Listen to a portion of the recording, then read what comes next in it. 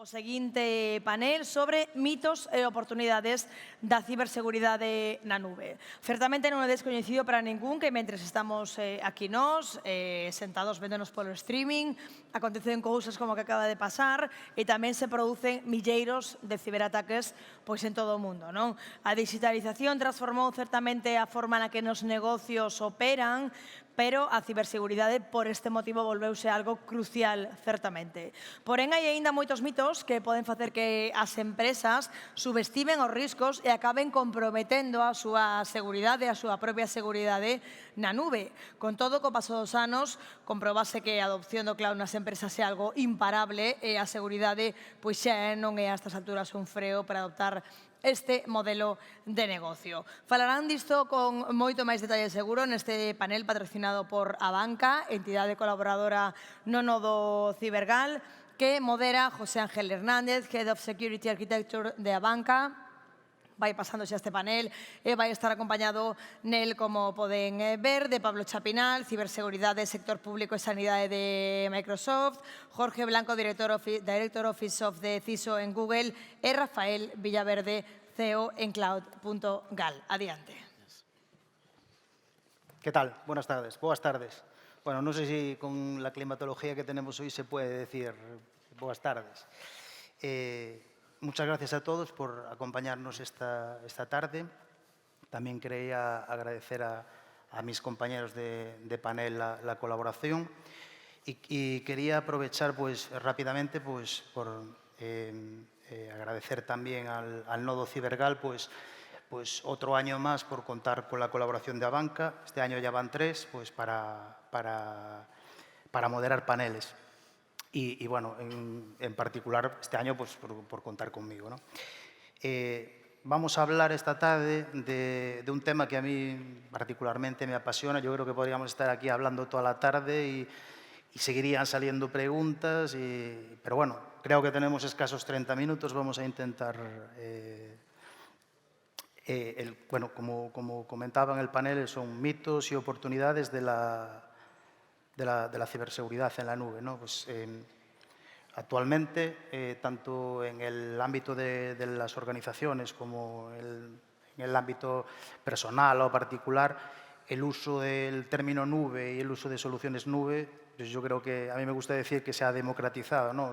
A nadie le resulta realmente ajeno.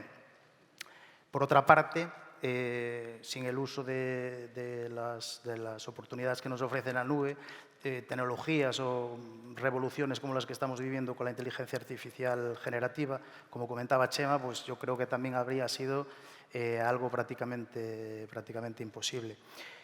Y además son dos tecnologías que se retroalimentan, porque al final el uso de soluciones con inteligencia artificial yo creo que lo que va es a generar que las empresas aceleren todavía más en la adopción de soluciones nube. Desde la aparición de la nube, un poco en términos en lo que la conocemos actualmente, 2006, 2007, pues han aparecido muchos mitos en todos los ámbitos de la nube.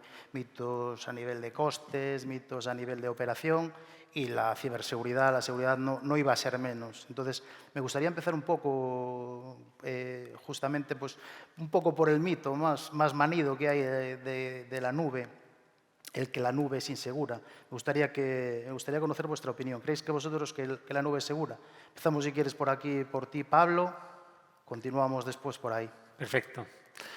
Oye, gracias Antega, gracias a Asunta por permitirme estar. Yo soy de los que es mi primer año, así que estoy aquí encantado. He elegido las peores condiciones, pero bueno, contento. Hoy todos los que estáis aquí hasta ahora ya habéis demostrado ser ciberresilientes por aguantar hasta este momento. Y bueno, en respuesta a la pregunta yo diría que, pues, ¿qué puedo decir, ¿no? Estando en Microsoft, que si la nube es segura, pues entiendo que sí, ¿verdad? Y en esto sí que estamos de acuerdo, ¿verdad? En eso sí. Pues yo, de todas formas, el concepto nube es muy amplio y cuando se habla del concepto de nube ¿es segura o no? Pues como hay diferentes sabores, lo que sí que se puede ver es que el concepto de riesgo ha cambiado frente al mundo on-prem y que a partir de ahí necesitas una arquitectura o un modelo de seguridad diferente. y unos conocimientos o unos skills diferentes. Y yo, desde mi punto de vista, hoy la tecnología, tanto la tecnología que ofrecen los proveedores de cloud como la tecnología que ofrecen los proveedores de ciberseguridad permiten que cualquiera de los entornos que estés manejando sea seguro, ¿no? Si te vas al mundo de la infraestructura como servicio, que fueron los inicios, ¿no? Yo creo que ahí existe mucha responsabilidad que está en el cliente y que tiene que prepararse, tiene que evolucionar y tiene que mejorar su arquitectura de seguridad, pero a medida que subes en la plataforma como servicio o aplicación como servicio, pues esa responsabilidad se traslada al propio proveedor de nube, que ya está muy preparado para dotar seguridad extremo a extremo.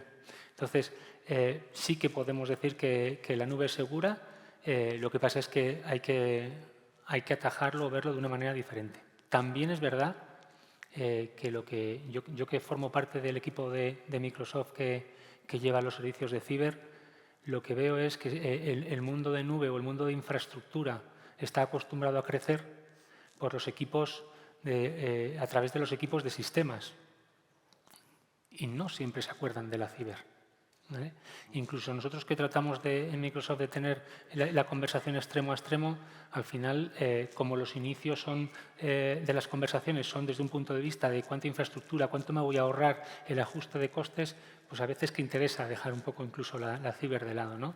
Yo creo que sí que es segura, pero hay que tenerla, lo dijo antes Paco Lázaro muy bien, se tiene que hablar de ciberseguridad en el inicio. El famoso modelo de responsabilidad compartida, ¿no? Efectivamente. Que tú comentabas ahora. ¿Qué opinas tú, Jorge?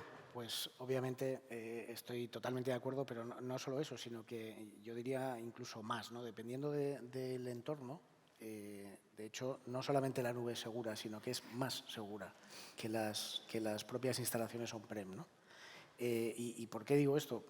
Proteger una instalación on-prem es muy costoso, es muy complicado, requiere de un montón de conocimiento, no solamente de recursos económicos, y al final la seguridad en cualquier nube pública, esto no, como decíamos Pablo antes, estamos totalmente de acuerdo, se basa todo en una economía de escala, ¿no? O sea, al final, tanto la tecnología que comentaba antes Pablo, que dedicamos a proteger nuestras infraestructuras, la protección simplemente de nuestros data centers, de las regiones de nube que se montan, esa protección, esa seguridad física, partiendo de esa base hasta las últimas capas a nivel lógico, emplean una serie de recursos y una serie de equipos de ingenieros formados y demás, que como precisamente ese coste se reparte entre muchos clientes de proveedores de nube pública, pues puede permitir alcanzar a organizaciones, instituciones públicas o empresas unos niveles de seguridad que por sí solos no conseguirían.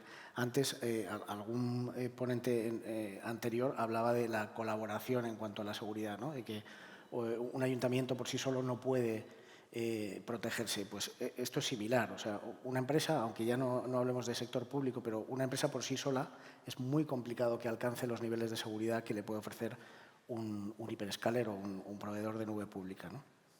Sería un poco el aprovechar, ¿no? el tener, el democratizar, que decía yo al principio, el acceso de soluciones de seguridad punteras para poder aplicar en tu aplicación o en el despliegue que tú, Correcto. que tú estás intentando. Efectivamente, o sea, yo he hablado de lo que es la seguridad de la nube como tal a la hora de llevar cargas de trabajo de una manera segura, pero tú has mencionado el hecho de poner a disposición de cualquier organización herramientas propias de seguridad. O sea, estamos en un momento en el que tú hablabas, el panel se titula Mitos, ¿no?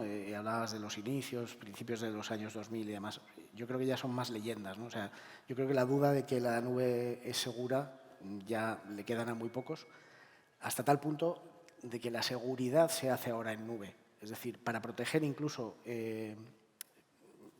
data centers o infraestructuras on-prem, la gente está utilizando tecnologías tipo SaaS o cualquier tipo de tecnología que esté corriendo en nube, precisamente por las capacidades de cómputo, las capacidades de aplicar analítica avanzada, inteligencia artificial y demás, y luego proteger tus activos estén donde estén. O sea que es un paso más allá, ¿no? Sí. Esto es interesante y me gustaría complementar aquí. Hoy en día, hasta ahora, la ciberseguridad consistía en establecer grandes muros o grandes... El famoso perímetro, sí, ¿no? lo habló Javier antes, ¿no? La muralla que protegía la empresa. Pero hoy todos los productos de ciber, casi todos, no están solo orientados a la prevención o a la protección, sino que están orientados a la detección y a la respuesta. Y en el momento de que hablas de detección y respuesta es prácticamente imposible estar al día si no estás haciendo todo ese análisis o estás correlando esa telemetría en la nube. Y yo entiendo que ahí vosotros pues, también tenéis la ventaja de que tenéis toda la inteligencia de los eventos de seguridad que están recibiendo todos los clientes y los utilizáis un poco para retroalimentar ese sistema de control de... Cuanto más señalítica tienes la capacidad de ser más inteligente, ¿no? Y reaprovecharla para... Y ya no es solamente la señalítica que tenemos de los clientes, sino la nuestra. Todo lo que genera el Office, lo que genera el Windows, lo que genera el mundo Xbox, lo que genera el mundo Azure. Es una señalítica tan grande que al final nos da pistas de cuáles están pudiendo ser los ataques de día cero y qué es lo que realmente está pasando en cada momento a nivel global, ¿no? Rafael, ¿qué opinas tú de la seguridad en la nube? Yo comentar que es un mito, obviamente, estábamos hablando de mitos, partimos de esa idea. Yo como buen gallego que soy, debería decir depende. Pero, esa la iba a decir yo, pero... en este caso me voy a apuntar aquí a decir que la nube es más segura, pero lo voy a llevar a un contexto más de entender qué es la seguridad, y la seguridad al final, ¿qué es? Es la ausencia de riesgo. Entonces, por poner una clave más local y de que como este panel es para el tejido empresarial, pues cuál es la realidad que tenemos en Galicia, en el tejido empresarial, cuando vamos a una empresa y hacemos un análisis de riesgos, que es lo que deberíamos de hacer, de ver un poco cuáles son las posibles amenazas que puede tener una infraestructura en local con respecto a la nube, porque el modelo no es la nube, sino comparado con el local, con lo que nos encontramos es con infraestructuras muy deficitarias, donde no solo están cubiertos los riesgos físicos, no hay sistemas de anti-inundación, ni de incendio, ni de acceso de control lógico a los sistemas, ni de acceso físico a donde están las infraestructuras, ni siquiera hay climatización. Es decir, las empresas tienen sus infraestructuras en local en precario y mucho menos los riesgos lógicos. Al final los riesgos lógicos, es decir, la posibilidad de que tengas un ransomware, una exfiltración de datos, un robo de datos, una corrupción de datos, una pérdida de datos por falta de backup, por falta de planes de contingencia y disaster recovery es muy alta. Y esta es un poco la realidad que hay, aparte de incumplimiento normativo, de que no estamos adaptados probablemente, seguramente, al cumplimiento en el Esquema Nacional de Seguridad de alguna administración, a lo mejor no estamos adaptados al Reglamento General de Protección de Datos y ni siquiera a lo mejor de la NIS 2, que probablemente hoy escucharéis mucho y después hay un panel sobre la NIS 2. Me he tomado la molestia de decir, joder, y si le pregunto a la nube cuál es la amenaza a una tecnología, a la propia tecnología, entonces he ido a ChatGPT y le he dicho a ChatGPT, oye, piensa que eres una nube y dime cuál crees que es tu amenaza. Y la respuesta ha sido, como número 1, el humano. Es decir, las personas somos la amenaza de la tecnología. No es la tecnología el problema, sino es cómo los humanos hacemos uso de la tecnología. Y los grandes desafíos de la nube creo que están enfocados a lo que comentaba Chema, esos pensamientos asesinos. ¿Qué pasaría si una inteligencia artificial que ahora mismo está accesible a casi todo el mundo, esto es como darle un Kalashnikov a un niño y a mayores le das las balas y un profesor que le puedes decir a la inteligencia artificial, enséñame a hacer ciberataques. Y la inteligencia artificial te hace hasta el código. Imaginar que no funciona ese código, le puedes decir, me lo vuelves a escribir que no me ha funcionado y te genera un nuevo código con la idea de poder hacer ciberataques. Imaginar que en algún momento del futuro, la inteligencia artificial coge autonomía propia. Cambiaríamos el sistema de riesgos. Sería la primera vez que una tecnología es capaz de atacar a otra tecnología.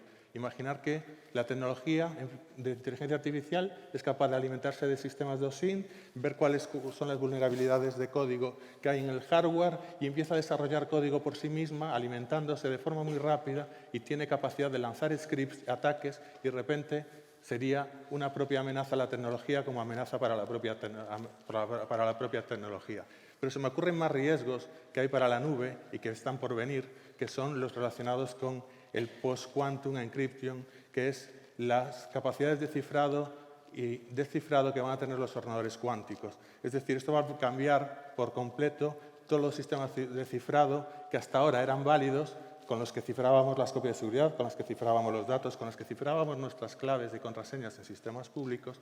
Las tecnologías cuánticas harán que ese descifrado se pueda hacer donde antes una clave así de larga llevaba 4.000 millones de años descifrarla, se puede a lo mejor descifrar en segundos. Con lo cual, esto también es una amenaza para las tecnologías de nube, pero esto es desafíos que tenemos de cara al futuro y que se habla de 2030 como una posible amenaza y que Estados Unidos ya está regulando cuáles van a ser los nuevos protocolos de cifrado y que cambiará por completo todo el sistema de cifrado que utilizamos en comunicaciones, en almacenamiento de datos o en las contraseñas cuando están cifradas con algoritmos SH5, MD, DES, AES, etc.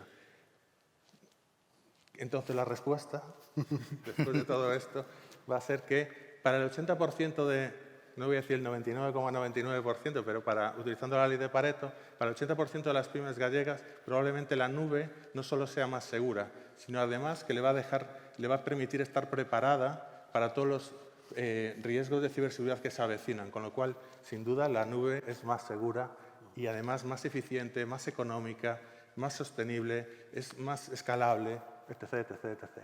Yo, si me permites, me estoy recuperando todavía del momento Terminator 2 que has contado de Skynet. Estaba buscando ya a Sarah Connor por ahí. Estamos buscando la salida. Sí, hay que ir. pero no sabemos si llegará o no, o tiraremos del cable antes, pero respecto al otro riesgo que comentabas, el de la computación cuántica, yo lo debatimos mucho, ¿no? Efectivamente, la computación cuántica ya es un hecho, todavía no se han roto los algoritmos o están a punto de romperse, se está trabajando en los nuevos estándares y al final todas las compañías asumiremos, bueno, de hecho estamos trabajando, los investigadores de las grandes compañías tecnológicas, en la generación de estos nuevos algoritmos y en homologarlos con el NIS, etcétera, etcétera. Y al final lo importante es que el resto de instituciones, o en este caso hablabas del tejido empresarial gallego, se suban a esa tecnología de la mano de alguien que pueda acompañarles. Y en este caso puede ser un proveedor de nube o no. Pero cuando se habla de la tecnología cuántica y nos asusta tanto, al final yo lo comparo con una actualización de un parche de Microsoft, por ejemplo, que viene todos los martes o un martes al mes. Y hay compañías que no, y no es por... Ojo, que no, hemos hecho un pacto de no agresión antes, pero no. Que al final, si no tienes un presupuesto y no tienes un equipo dedicado, no estás al día con el parcheo de tus sistemas. Unix, no Windows, cualquiera. Entonces, sí, AS400. Y con el tema de la computación cuántica, igual. Si estás utilizando certificados obsoletos, pues al final pasa eso, pero vamos, me quedo con lo de Skynet y luego... El tema aquí es que probablemente habrá unos rezagados que no harán los procesos de actualización y entonces esto entrará en riesgo. Pero si está subido a una infraestructura que, digamos, se actualiza sola, por decirlo de alguna manera, quitando de lado el factor humano, que también lo has comentado y me parece crítico. O sea, la nube segura, sí. ¿Por subirte a la nube vas a ser 100% seguro? No, porque tu viaje a la nube tiene que realizarse de una forma concreta, ¿no? Que luego hablaremos. Sí, lo comentaba Adrián por la mañana, el 90% de los problemas de ciberseguridad están relacionados con factor humano. Y al final es que somos un poco la amenaza para nosotros mismos. No es una cuestión de tecnología, es como con los valores, pues va a haber humanos que se dedican al bien y humanos que se dedican al mal. Y esto va a estar así siempre presente. Mientras existan los humanos del lado del mal, pues seguiremos estando los del lado del bien para proteger al... Muy interesante. Si queréis, hemos hablado hasta ahora de los mitos. Veamos ahora un poco, aunque ya alguna ya la habéis citado, y a mí me gustaría saber cuáles creéis que son para vosotros las oportunidades principales que ofrece la nube en el ámbito de la seguridad. Empezamos, si quieres, por aquí, Vale. por ti, Pablo. Yo veo oportunidades en dos tipos. Primero, una, la que he dicho, es la posibilidad de analizar toda la telemetría, toda esa información que tenemos en la nube, y para eso necesitas escalabilidad, y la escalabilidad solo te la va a dar la nube, y eso es fundamental. Por otro lado, lo que diría también es que antes Javier García Candau en su exposición ha dicho que había dos cosas, entre otras, que iban a ser importantes en el futuro. Una iba a ser, oye, cómo gestionamos el acceso casi desde cualquier sitio, y la otra, cómo gestionamos las vulnerabilidades. Si tú te subes al mundo de la nube, en el plan en el que ha hablado Rafael antes, te vas a asegurar que tu puesta al día va a ser innata, va a ser automática y ni te vas a enterar. Si nos vamos al mundo on-prem y vemos ahora mismo cómo está el mundo empresarial o incluso el mundo del sector público en toda su infraestructura on-prem, hay una obsolescencia altísima y ya no es la que hay, sino la que va a venir en los próximos 2 años, ¿no? Entonces, esto la nube te va a permitir tenerlo al día y estar seguro en cuanto a tus vulnerabilidades de una manera masiva. Y en cuanto a gestionar el acceso casi desde cualquier sitio al mundo de tus aplicaciones, ya sean cloud o ya sean on-prem, esto es algo que solo vamos a poder hacer también desde un punto de vista de la nube, con herramientas de ciberseguridad de la nube, porque las arquitecturas más tradicionales pues, están dejando no son suficientes. ¿Vale? Yo creo que es importante lo que comentas, la parte de la gestión de vulnerabilidades. Yo creo que es el abordar lo que viene, el día a día continuo, la gestión que va a requerir eso, es súper relevante lo que comentas. Jorge. Totalmente de acuerdo con Pablo. El tema de la gestión de vulnerabilidades va a sonar curioso, ¿no? Pero la mayoría de las empresas, y no hablo de pymes, hablo también de grandes empresas, gestionan activos o gestionan el riesgo de activos que ni siquiera conocen. Es decir, el inventario de los activos en la mayoría de las empresas o es incompleto o está desactualizado. Es decir, no sabes realmente qué tienes que proteger. ¿Qué pasa con la nube? Que nosotros nos ganamos la vida sabiendo lo que hay en nube, ¿no? Es decir, partes de una premisa de que las máquinas, que incluso son volátiles, ¿no? Porque las creas y las destruyes para un cómputo concreto, pero lo tienes registrado. Entonces, yo creo que esa es una ventaja fundamental a la hora de gestionar las vulnerabilidades, por supuesto, porque para empezar sabes qué perímetro tienes que proteger. También delegas esa protección. Hay distintas modalidades, ¿no? Si estás gestionando un IaaS puro, pues a lo mejor te encargas tú también de la actualización, de la gestión de parches, etcétera, etcétera. Pero si no, también puedes delegarlo y es otra forma de avanzar en esa protección. Y luego, como ventaja que yo veo fundamental, es la que hemos comentado antes en alguno de los comentarios, la capacidad que nos da toda la infraestructura que tenemos en nube para poder utilizarla para proteger. Es decir, capacidad de detección, podemos detectar muchísimo más. Toda la telemetría que tenemos las grandes compañías, pues la utilizamos para generar inteligencia y bueno, generar reglas de detección, digamos, ad hoc para amenazas concretas. Y luego, capacidad de automatización. O sea, toda la famosa inteligencia artificial generativa o no generativa, simplemente algoritmos de machine learning que nos permitan que todo aquello de que detectamos, porque estamos hablando de telemetría enorme, con lo cual eso genera un volumen de alertas también muy grande, pero todo eso, tratándolo bien con inteligencia artificial, te permite priorizar ante qué amenazas te tienes que focalizar y qué amenazas no. Entonces, toda esa tecnología se pone a disposición de las buenas personas o los defensores, en este caso, ¿no? Para proteger organizaciones, ¿no? Yo me quedo de lo que tú has comentado ahora, me quedo con la parte de visibilidad, la capacidad de tener visibilidad de los activos y hacer desaparecer un poco lo que es el shadow IT.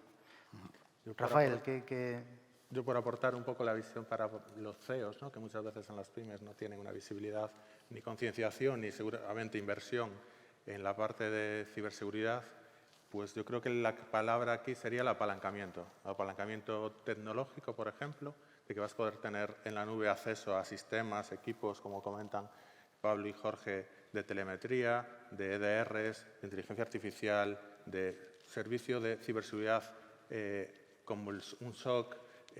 Puedes tener acceso a equipamiento con mayores capacidades de parar de ataques de negación de servicios. Es decir, puedes tener acceso a tecnología que por ti solo no vas seguramente a poder llegar. Segundo, te puedes apalancar en la parte económica, porque vas a poder tener acceso a equipos que son muy, muy caros y que se mutualiza el coste en la nube, porque vas a pagar por una pequeña parte de ese equipamiento que te ponen a tu disposición. Entonces, esto también va a ser muy facilitador porque vas a cambiar la inversión por un pago por uso, con lo cual descomprime muchas veces los presupuestos financieros de las empresas y vas a tener acceso a equipamiento de última generación. También te puedes apalancar en el talento, porque vas a tener con la nube acceso a profesionales y expertos en ciberseguridad que probablemente no vayas a poder conseguir para tu empresa. Se hablaba hoy por la mañana de 500.000 personas en el sector tecnológico en Estados Unidos. Europa habla de 200.000 personas que van a ser necesarios en los próximos años. Es decir, no hay talento suficiente, con lo cual no lo vamos a poder conseguir para nuestros departamentos de PYME. Pues apalanquémonos en el talento que tiene detrás los proveedores de nube, que tenemos detrás los proveedores de nube y con los que podemos tener expertos en ciberseguridad, pero en un modelo de pago por uso. También podríamos hablar de otra oportunidad en la excelencia, por ejemplo. Es decir, todos los proveedores de nube tenemos certificaciones en ISO 27001, en 20000, en 22301, es decir, una serie de certificaciones en el Esquema Nacional de Seguridad que demuestran una cierta excelencia en materia de ciberseguridad. Nosotros nos podemos apalancar como PYME en esta excelencia porque podemos, en muchos casos, a lo mejor hay empresas que ya le están exigiendo en la cadena de suministro a sus proveedores Tier 1 que tengan medidas proactivas en materia de ciberseguridad. Y una forma de poder tener estas medidas proactivas es demostrarlos con certificaciones en 27001, en 20000, en Esquema Nacional de Seguridad, que va a ser más fácil que las obtenga una PYME cuando está en la nube porque se pueda apalancar en la excelencia de los proveedores de nube. Y también podríamos hablar de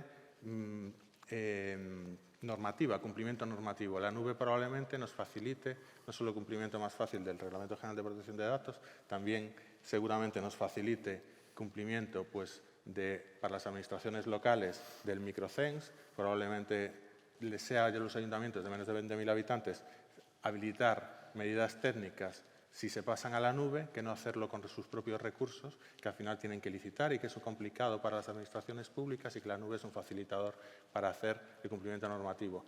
Y también para las empresas, que con la NIS 2, los directivos de las empresas, que estas que se comentan, que pertenecen a determinados sectores críticos, alimentación, energía, o que son de más de 50 empleados, los directivos van a tener responsabilidades por el incumplimiento de adopción de medidas técnicas adecuadas. Es decir, la NIS 2 lo que pretende es crear un marco de ciberseguridad adecuado para toda la Unión Europea y esto, la nube, también facilita que ese cumplimiento normativo se pueda llevar a cabo, pero esto en la charla seguramente que habrá después de esta, que os recomiendo que os quedéis, seguramente ampliarán información de qué es la NIS 2.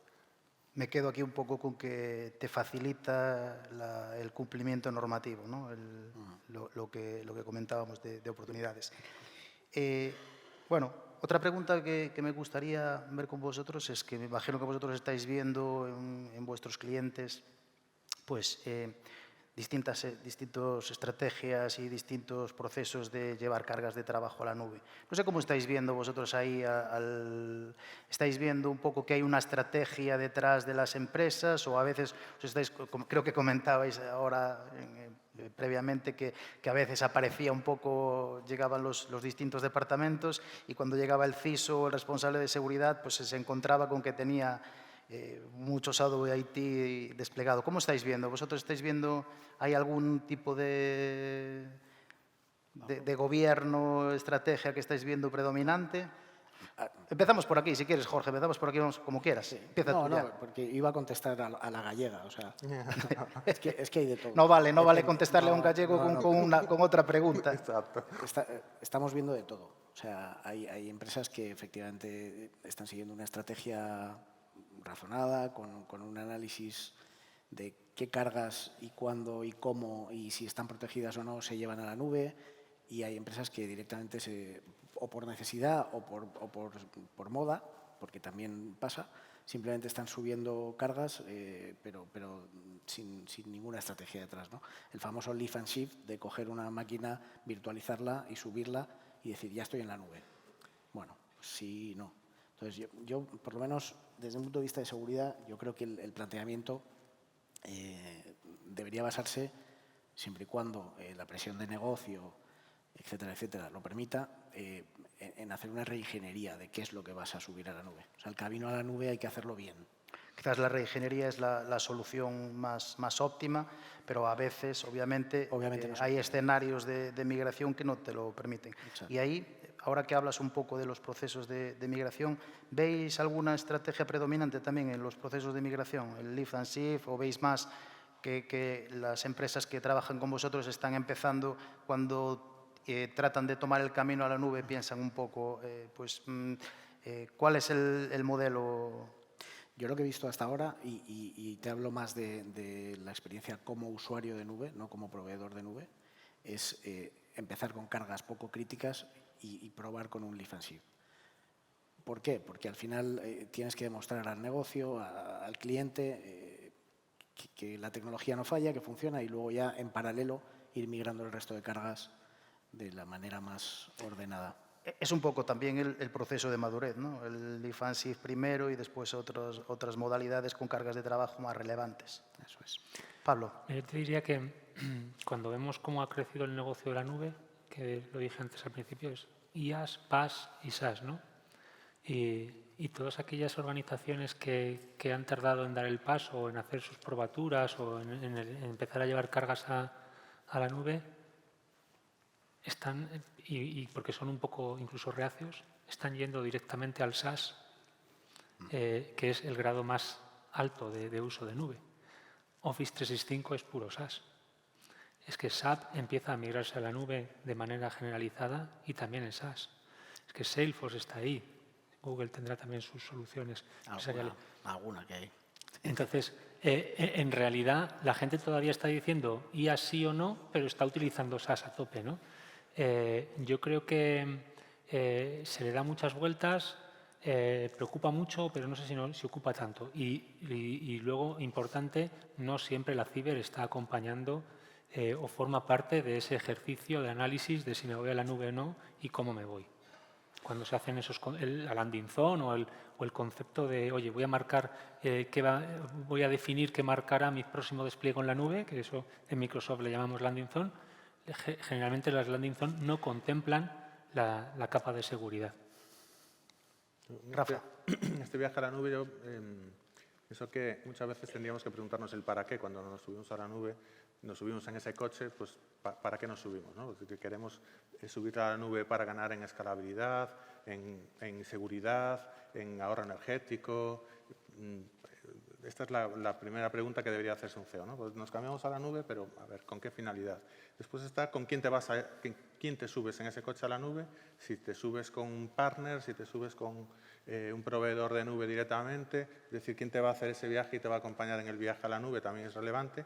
Y después, quién va a asumir en la conducción, es decir, el liderazgo en el quién va a liderar los procesos de cambio en la nube, quién se va a encargarlas, qué personas o qué persona va a hacer los procesos de transición y quién se va a encargar después de la gestión del cambio, de que una vez que ya estamos en la nube, el personal se adapte y le saque la máxima eficiencia a la nube. Esto también es relevante porque no es solo el cómo se lleva la nube, sino después lo que sucede después de la nube. No solo es la parte de operaciones. Y después es también el buscar la nube adecuada para cada uno, porque no hay una nube perfecta. Al final vivimos en un entorno multicloud, esto es lo que estamos visualizando, que al final debemos de buscar la nube que necesitamos para cada necesidad y no hay una nube específica para todo el mundo. Y después hay también una parte de preocupación por la resiliencia en la nube, de cómo hacemos ese proceso de conseguir mejorar la seguridad de la información, de que seamos resilientes frente a los ataques y que cuando subamos a la nube tengamos capacidad de tener copias de respaldo en otra ubicación, en determinados modelos de backup que sean inmutables. Es decir, también deberíamos de dar una capa de ciberseguridad siempre a cualquier proceso de migración a la nube. En ese viaje deberíamos ir seguros. Y después también está la parte de qué autopistas usamos, ¿no? Ahora ya la nube creo que en breve se quedará pequeña porque lo nuevo es el edge computing, de cómo le acercamos el dato al origen de donde se crea el dato. Es decir, deberíamos de llegar a tener la suficiente capacidad de tener el dato más cerca del sitio donde se origina. Y para esto es necesario centros de edge computing, de acercar las latencias, la conectividad, tener puntos neutros, que al final en España está muy definido por Madrid, que es el hub digital por donde se mueve todo el tráfico de datos, y que esto también, pues en Galicia tenemos asignaturas pendientes y seguro que podremos en el futuro mejorar esto para acercar el dato siempre lo máximo posible al punto donde se genera. Gracias, Rafa. Bueno, creo que se nos acaba un poco el tiempo. Yo no quería cerrar hoy sin daros las gracias de nuevo por acompañarnos a todos y que espero que con esta charla pues haber puesto nuestro granito de arena, ¿no? para ayudar a desmitificar un poco más todo lo que es la parte de la seguridad en la nube y también pues, por aprovechar y poner en boga un poco las oportunidades que nos ofrece en el ámbito de la seguridad en la nube. Gracias. Muchas gracias.